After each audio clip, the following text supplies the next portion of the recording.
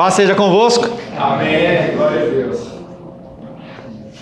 É engraçado a ação de Deus, né? O amor de Deus constrange, faz você lacrimejar, mas agora nós vamos mostrar a outra faceta do amor de Deus. Essa ninguém quer, né? O amor de Deus, o amor de Deus.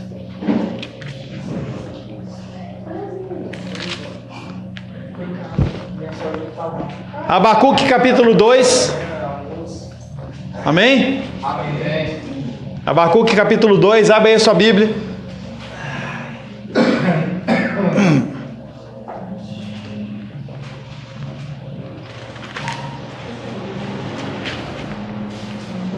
Minha esposa, ela não precisa, porque ela já sabe de cabeça o Abacuque 2, ela tem meditado a semana inteira, entendeu?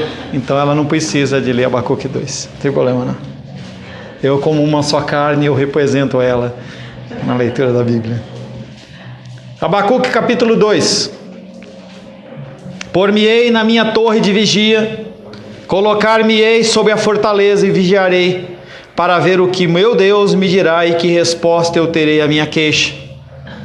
O Senhor me respondeu e disse: escreve a visão, grava-a sob tábuas, para que a possa ler até quem passa correndo. Porque a visão ainda está para cumprir-se no tempo determinado, mas se apressa para o fim e não falhará. Se tardar, espera-o, porque certamente virá, não tardará. Eis o soberbo, sua alma não é reta nele, mas o justo viverá pela fé. Assim como o vinho é enganoso, tão pouco permanece o arrogante, cuja gananciosa boca se escancara como o sepulcro e como a morte, que não se farta. Ele ajunta para si todas as nações e congrega todos os povos. Não levantarão, pois, todos estes contra ele um provérbio, um dito zombador? Dirão: ai daquele que acumula o que não é seu, e daquele que a si mesmo se carrega de penhores. Não se levantarão de repente os seus credores, e não despertarão os que te hão de abalar? Tu lhes servirás de despojo. Visto como despojaste a muitas nações, todos os mais povos se despojarão a ti por causa do sangue dos homens e da violência contra a terra, contra a cidade e contra todos os seus moradores. Ai daquele que ajunta em sua casa bens mal adquiridos, para pôr em lugar alto o seu ninho, a fim de livrar-se das garras do mal. Vergonha maquinaste para a tua casa, destruindo tu a muitos povos. Pecaste contra a tua alma, porque a pedra clamará da parede, e a trave lhe responderá do madeiramento. Ai daquele que edifica a cidade com sangue, e a fundamenta com iniquidade. Não vem do Senhor dos exércitos que as nações labutem para o fogo, e os povos se fatiguem em vão? Pois a terra se encherá do conhecimento da glória do Senhor, como as águas cobrem o mar. Ai daquele que dá de beber ao seu companheiro, misturando à bebida o seu furor, e que o embebeda para que lhe contemple as vergonhas.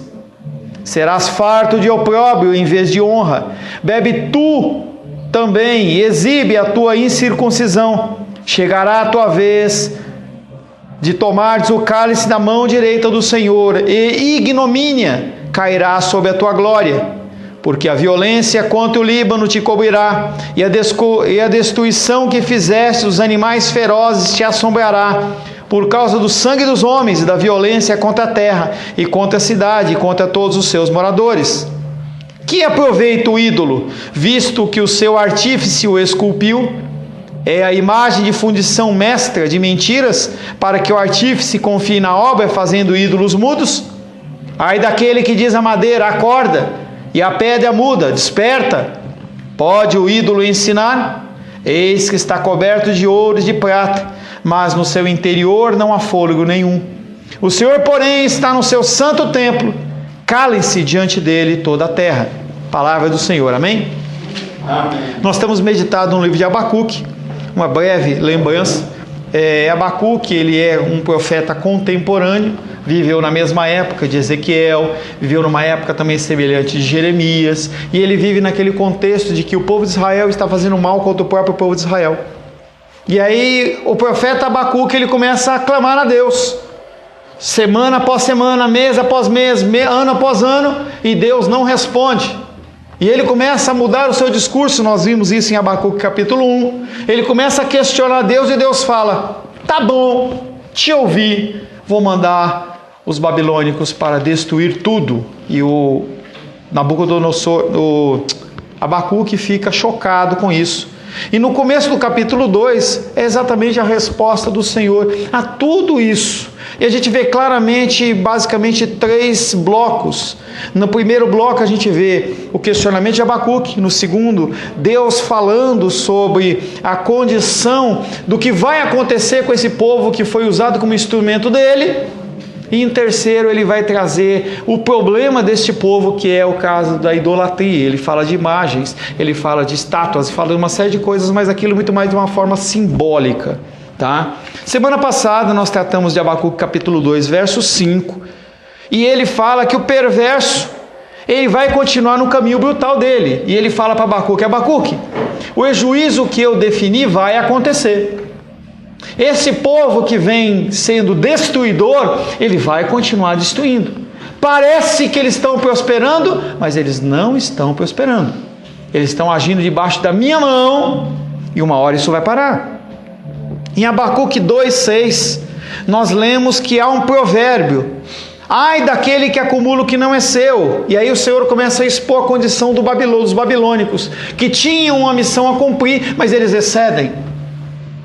Sempre que você excede em algo, exceto em amor, você está em pecado. Nós somos comissionados a seguir regras, leis, mandamentos. E se você faz menos do que devia, você está em pecado. Se você excede aquilo, você também está em pecado. E aí muitas vezes nós manifestamos a nossa própria justiça em cima do excesso. Tá? Excesso. Você não é chamado a fazer mais do que lhe foi pedido. Faça aquilo que lhe foi pedido. Ponto. Só isso. Ele não vai te levar mais em conta porque você fez mais em um assunto do que em outro. Lembre-se sempre da exceção que chama-se amor. Amor.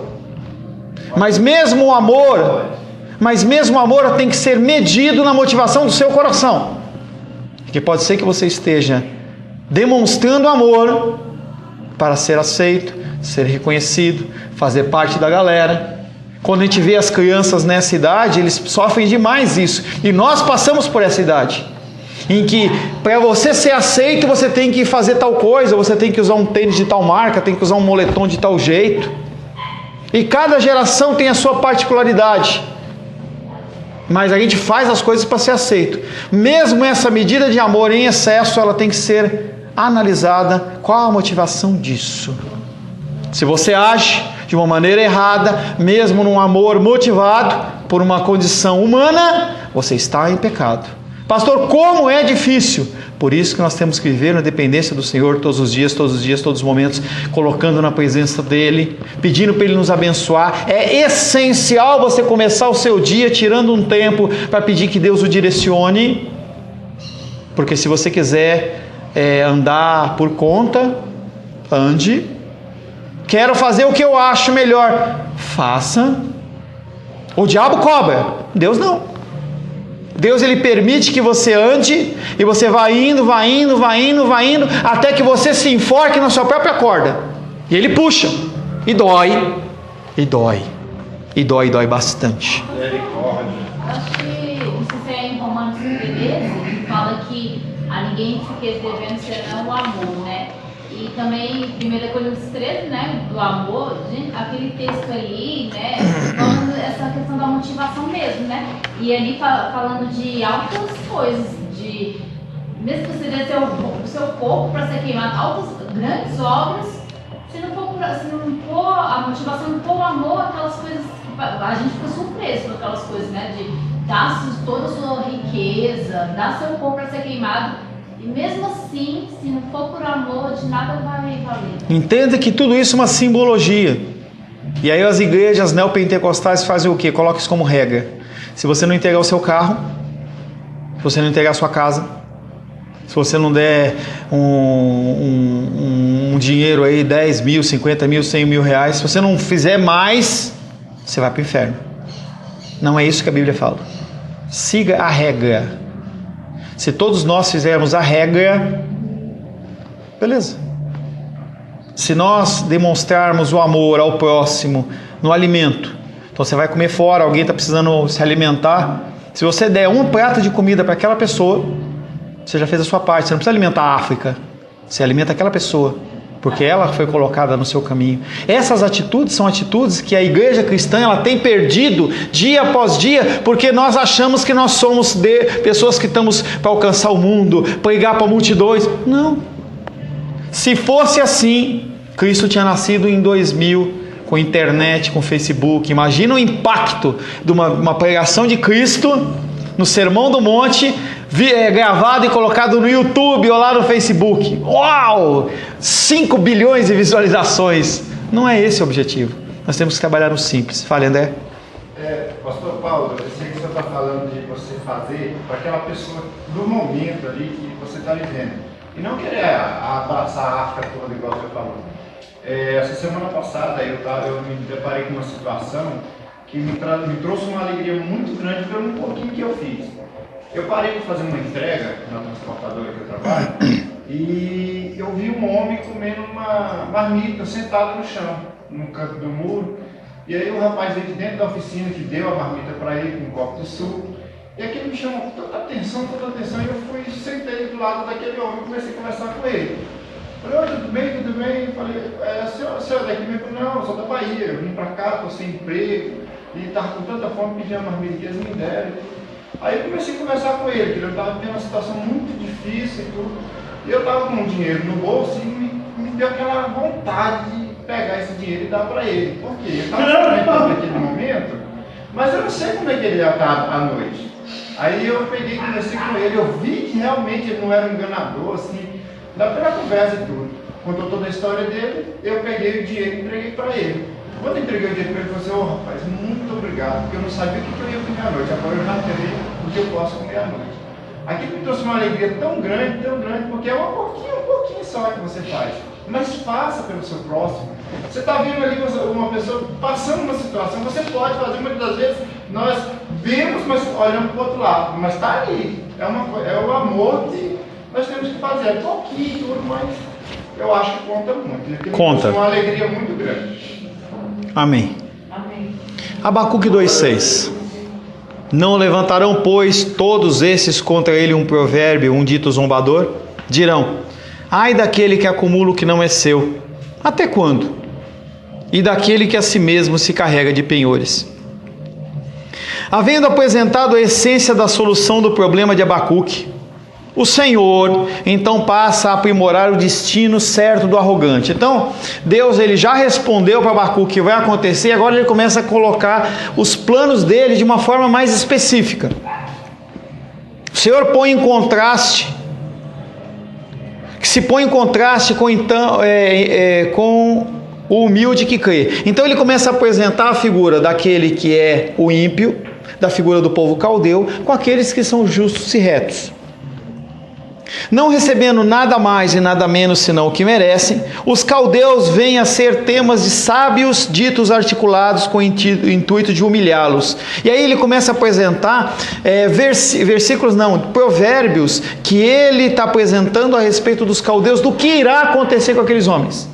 Então as pessoas elas começam a falar a respeito da situação dos caldeus, que aparentemente ela é uma situação próspera, mas que já está sendo vista de uma maneira diferente. O próprio Israel foi avisado que se não observasse os mandamentos de Deus, seria motivo de escárnio entre as nações. Pior do que a situação que você passa é alguém apresentar e falar assim, ai de novo você nessa condição. Cadê o seu Deus? Deuteronômio 28:37. 28:37.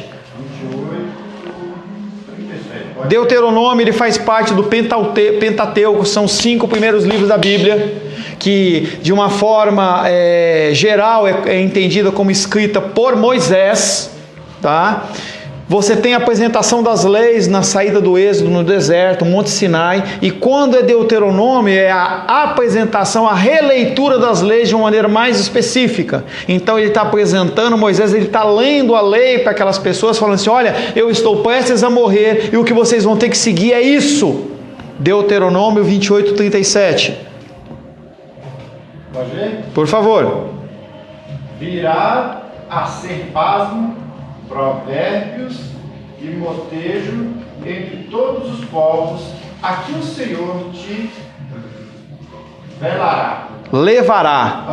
Tá? Então o que ele está falando nesse versículo de Deuteronômio 28, 37 é: porque vocês não vão seguir os meus mandamentos, vocês vão virar inclusive provérbio, as pessoas vão dar risada da condição de vocês.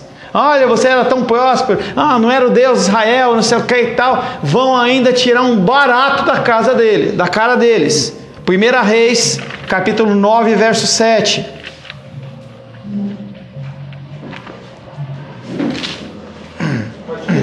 Pode. Então eliminarei Israel da terra. Desculpa, lê o anterior também, 6. Porém, se vós e vossos filhos, de qualquer maneira, vos apartardes de mim, e não guardardes os meus mandamentos e os meus estatutos que vos prescrevi, mas fordes e servis a outros deuses e os adorares, então eliminarei Israel da terra que lhe dei, e a esta casa, que santifiquei a meu nome, lançarei longe da minha presença, e Israel virá a ser provérbio e montejo entre todos os povos. Tá? Não foi uma, não foi duas, mas se a gente for começar a olhar, a gente vê nas Escrituras o alerta do Senhor: segue os meus mandamentos, segue os meus mandamentos, segue os meus mandamentos. E se você não seguir, você vai virar inclusive motivo de escárnio, de piada para as pessoas, que é o que nós estamos falando de Abacuque capítulo 2, verso 6. E Abacuque está sendo alertado por Deus. Da mesma maneira que eu falei com o povo de Israel, essa regra funciona também para o povo caldeu, o povo babilônico. Agora o Senhor declara que virá o dia quando todas aquelas nações as quais os caldeus têm oprimido haverão de zombar do seu vencedor. Todo mundo em que os caldeus, os babilônicos, eles fizeram mais do que devia, eles vão olhar para aquele povo: ixi, é aquele que tomou conta da gente, aquele que nos invadiu. Olha a situação deles. Nada fere mais permanentemente do que se tornar objeto de zombaria. A gente vê a condição de Jó, por exemplo, em que Jó perde os seus filhos, Jó perde os seus bens, Jó perde a sua saúde. Até lá Jó está lidando. A mulher dele fala com ele: abençoa esse Deus e morre. Já falei para vocês que não é amaldiçoa, é abençoa. Esse Deus é tão fraquinho, tão pobrinho, abençoa ele, porque ele está precisando de bênção. Abençoa ele e morre. Ele fala: mulher, você está louca? Ele me deu o bem, ele me deu o mal, bendito seja o nome do Senhor. Enquanto está naquele contexto, ele está tranquilo. Mas aí chegam os amigos da onça e começam a fazer o quê? Zombar dele. E começam a falar assim: olha, você acha que você é tão santo? Você acha que é? E começa a zombar dele, até que chega um momento em que ele, explode. E ele fala contra Deus. E aí Deus interpela ele e deixa ele mais murcho que uma mexa. Nada fere mais permanentemente do que se tornar objeto de zombaria. O profeta começara a sua queixa em vista da crueldade desenfreada entre os seus próprios conterrâneos. Ele então expressou assombro ante a invasão babilônica. E agora ele começa a pensar: tudo bem, Deus, quanto tempo vai demorar isso? Essa é naturalmente a nossa pergunta. Eu estou passando por isso. Quanto tempo mais? Quanto tempo mais eu vou ter que continuar vivendo isso? Essa dor, essa enfermidade, essa dificuldade, essa rejeição, lá. Você aprendeu? Será que nós aprendemos com a situação ou não? O problema, entenda o que eu vou usar, vou até colocar entre aspas, o problema de Deus, lógico que Deus não tem problema nenhum, mas o problema de Deus é que Ele olha para o seu bem-estar. E conforme nós falamos na primeira parte, o foco principal dele, apesar de já ser definido e ele controlar todas as coisas, é a sua salvação. Então o que ele faz? Você quer continuar caminhando nesse caminho? Caminha. Enquanto você não aprender, você vai continuar gemendo. Olha, Roberto Carlos de fundo, hein? Ah, que lindo, hein? Você que está ouvindo aí na internet, você não está ouvindo, mas nós estamos ouvindo aqui Roberto Carlos no fundo. Quantos anos vão decorrer de opressão ainda mais? Abacuque 2,7. Não se levantarão de repente os seus credores, e não despertarão os que hão de abalar. Tu lhe servirás de despojo. Agora ele muda o nível de degradação do povo caldeu, do que vai acontecer. Não vai ficar só na zombaria, mas aquelas pessoas que foram assoladas por eles vão se levantar para o que? Despojá-los. É a figura da pessoa que tem a sua casa invadida e os eletrodomésticos, as coisas vão sendo retiradas, como se os credores fazem isso. Isso na nossa sociedade hoje não é tão clara, mas antigamente ou em lugares mais ermos, se você está devendo alguma coisa, a pessoa invade a tua casa e pega a televisão e leva embora. A gente vê muito isso em filme de máfia. A pessoa ela entra em casa e tira a coisa, e quando você fala, cadê minha televisão? Não, foi para pagar a dívida. Não te levantarão de repente os teus credores, e não despertarão os que te hão de abalar. Tu lhe servirás de despojo. A resposta do juízo divino continua fornecendo mais informação que a pergunta requeria, e talvez Abacuque tenha colocado a mão nos ouvidos e falou, tá bom Deus, eu já entendi. Mas Deus fala, não, eu tenho que falar mais uns negócios para você.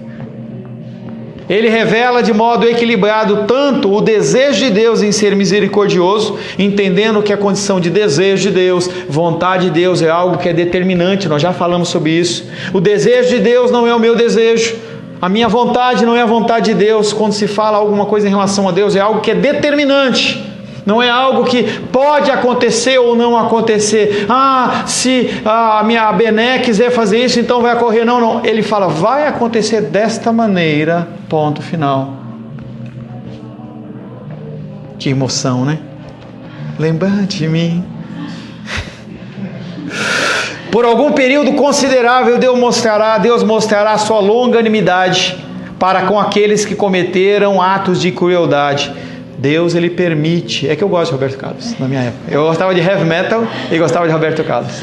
Eu tinha uma namorada que era muito bem de vida, e o pai dela falou assim, vamos no show do Roberto. Eu só não consegui pegar a flor que ele beija e joga, mas é legal. Roberto Carlos. Não é, amor? Tantas emoções, não é, amor? É? São tantas emoções. Por algum período considerável, Deus mostrará a sua longanimidade para com aqueles que cometeram reiterados atos de crueldade. Você tem que entender que essa situação... Para de rir, senão não vou parar de rir. Nem vou olhar para a Shirley. Entendeu? Você está sorrindo e eu estou gostando de rir também. É, amor. Entenda que as situações que ocorrem na nossa vida e as situações que ocorrem na situação do nosso país e do nosso mundo é um ato em que o Senhor está observando e que Ele vai dar um freio. Por mais que a gente ache que a situação ela não vai ocorrer, ela vai ocorrer. E se você analisar, independente de partido político, independente de ideologia, se você identificar esses últimos 5 anos, 6 anos, algo que nunca ocorreu, por mais que a gente apenas esteja descobrindo, eu vou usar um termo que a Shirley usa, a ponta do iceberg, nunca se investigou e nunca foi se exposto à corrupção como tem sido feito. Tá? Então isso é algo diferente, é algo que a gente tem que entender, que é a ação de Deus. Deus ele dá um basta, não total, mas ele dá um basta parcial. Quando Satanás ele enganou 1/3 dos anjos, Deus ele não permitiu que aquele 1/3 dos anjos eles estivessem agindo na terra. Então, mesmo desde a criação, uma parte desses anjos ele está retido para que o mal na humanidade ele não seja maior do que deve. É um jeito que Deus decidiu de controlar. Ele controla a malignidade retendo. Quantos anjos demônios são, não tem a mínima ideia. Mas quando você pensa em 1/3, nós estamos falando de milhões de milhões.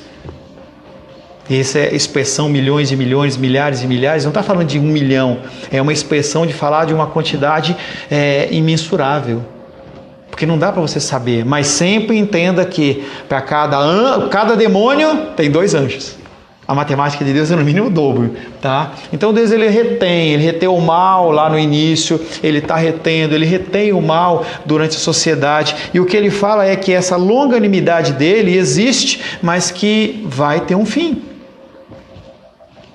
Tais pessoas, porém, nunca devem presumir que as misericórdias de Deus continuarão por mais tempo que o momento determinado por Ele.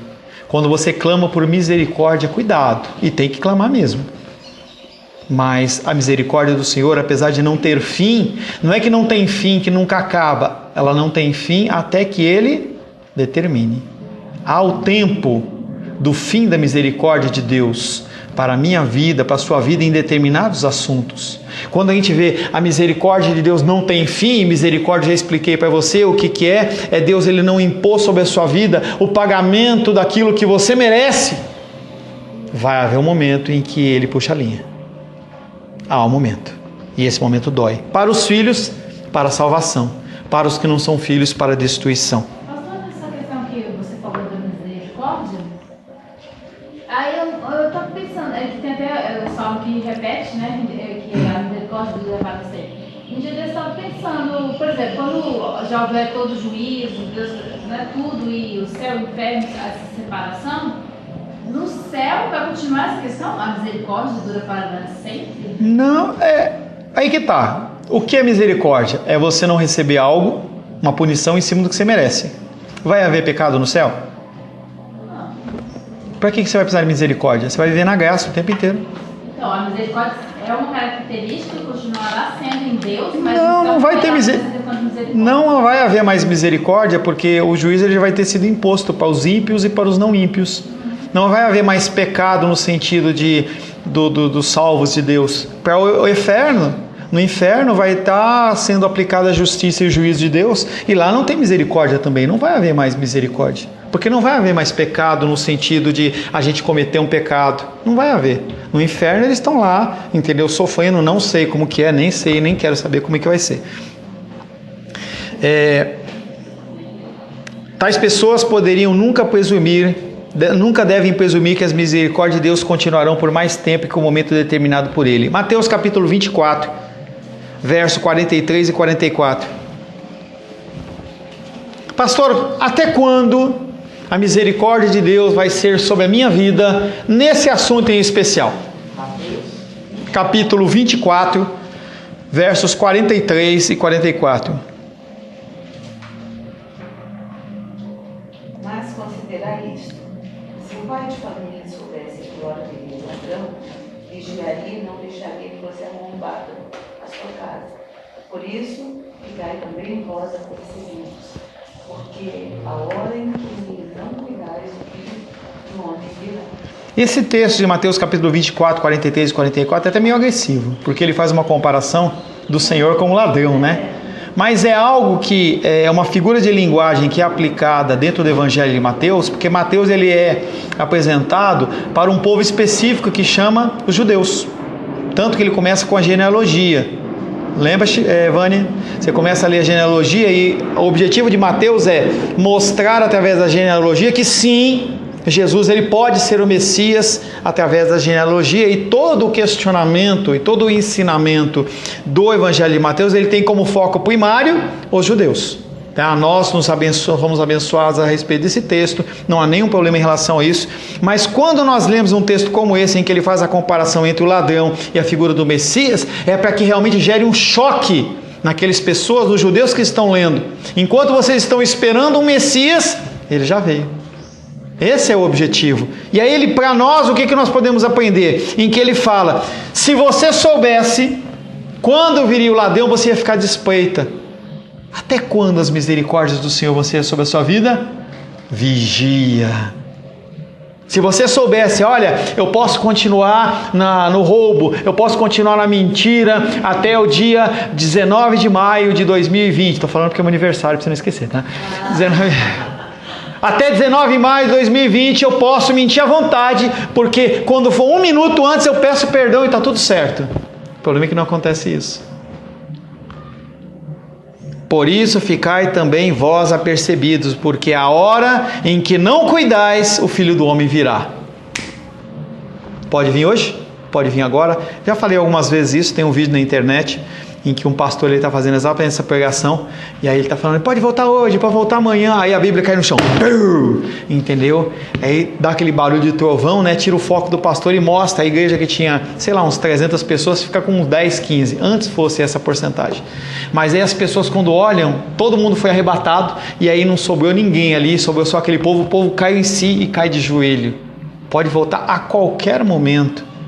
Por isso que a demonstração de amor, como o André deu o exemplo, ela tem que ser pontual naquele momento que está ocorrendo. É uma oportunidade que nós temos, que passa e passa rapidamente. É igual tem gente que programa, né? Fala assim, não, quando eu estiver morrendo ali eu me convido.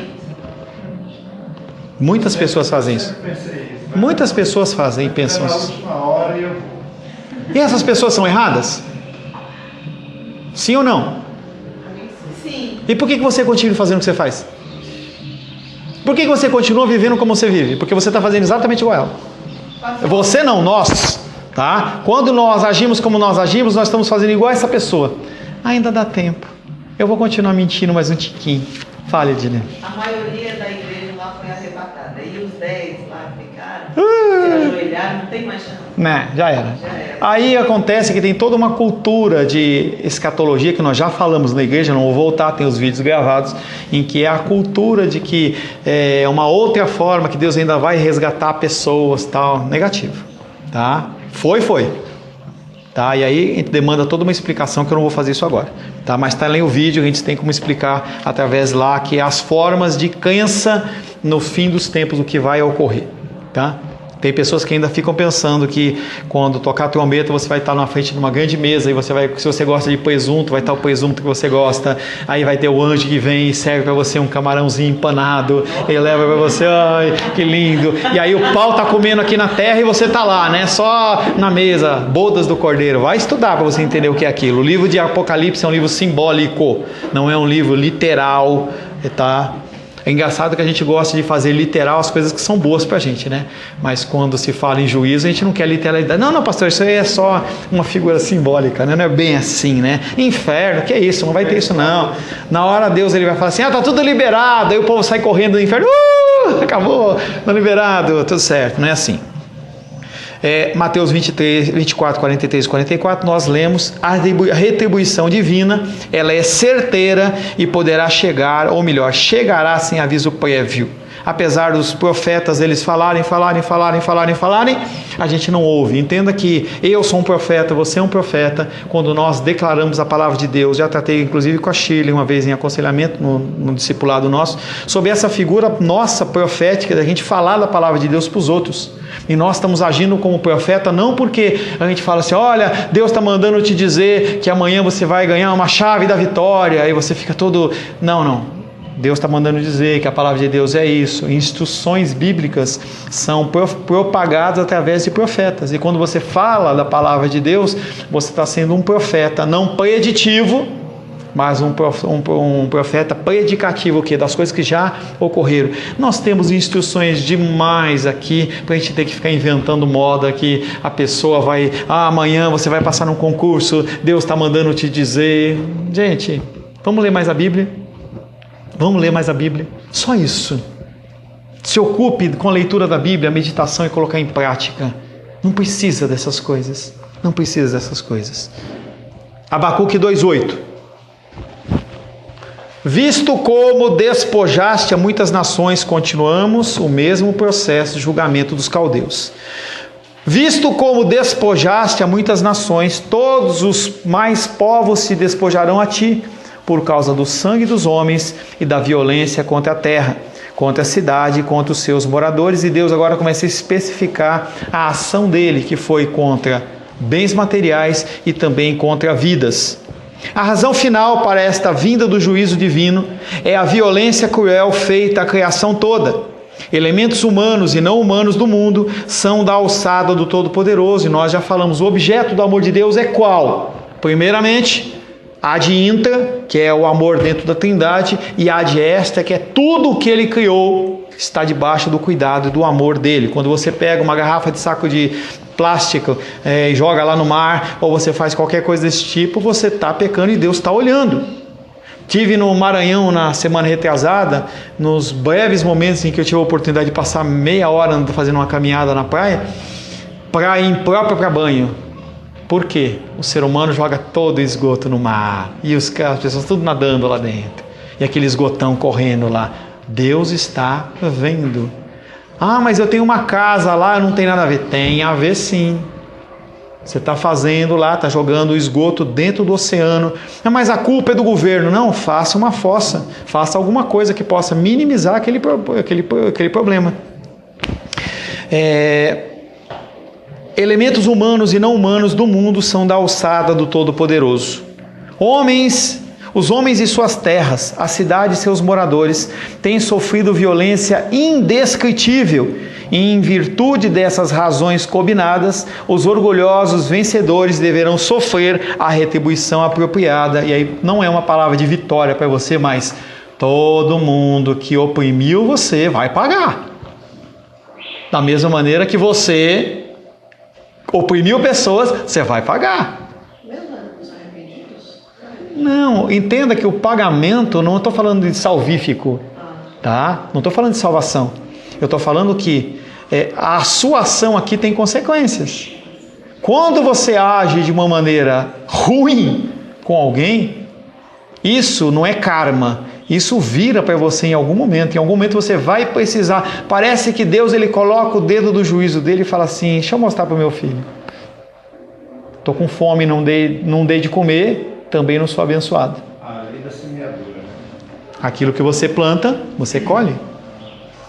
Porque às vezes a gente vê assim, sei lá, às vezes umas pessoas na televisão assim, que a gente vê a pessoa planta a vida toda, faz tanta coisa, tanta bagaceira, e parece que foi embora e não aconteceu nada. Até aduza bagaceira para mim. Bagaceira. Bagaço de cana. Mas bagaço de cana, é bom. Faz até cesto de palha. Mas não importa, o que Deus fala é que vai haver a retribuição dessas pessoas. Nós, como salvos, nós não temos uma retribuição no caráter salvífico. Você não perde a sua salvação por você não dar um prato de comida para alguém. O que acontece é que não é um sinal que você é salvo se você não faz isso. Então, aqui se faz, aqui se paga. Não na regra. Não na regra. Muitas pessoas elas vão agir de uma maneira maligna a vida inteira, vão morrer e o paga delas vai ser no inferno. Entenda que se aqui se faz, aqui se paga, seria ótimo, porque a gente tem possibilidade de fazer o quê? Corrigir. E para aqueles que não têm, o cara vai descobrir depois, quando ele abrir os olhos, depois da morte, ele vai descobrir o que ele fez, o que aconteceu. E aí já era. Aí já era. Se você recebe repreensão do Senhor, quer dizer que Ele te ama. Por mais que isso seja estranho. Nós achamos que quem nos ama é aquele que faz todas as nossas vontades. Está fazendo o que eu quero? Ah, esse me ama. E aquele que não? Ah, esse não me ama. Visto como despojaste a muitas nações, todos os mais povos se despojarão a ti, por causa do sangue dos homens e da violência contra a terra, contra a cidade, contra todos os seus moradores. A razão final para esta vinda do juízo divino é a violência cruel feita à criação toda. Elementos humanos e não humanos do mundo são da alçada do Todo-Poderoso. Os homens e suas terras, a cidade e seus moradores têm sofrido violência indescritível. Em virtude dessas razões combinadas, os orgulhosos vencedores deverão sofrer uma retribuição apropriada. A mensagem de juízo recíproco deve imprimir sobriedade à visão sentimental das civilizações modernas.